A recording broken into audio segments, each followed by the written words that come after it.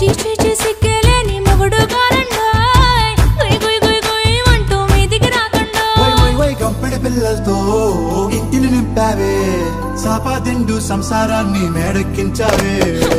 ఇరుగు పొరుగు ముందు సరసాలు తండ్రి పడుకోరే కుక్కలాగా మీ వాళ్ళు ఏం చేస్తాం ఎక్కేస్తాం ఇట్టాగే డాబాలు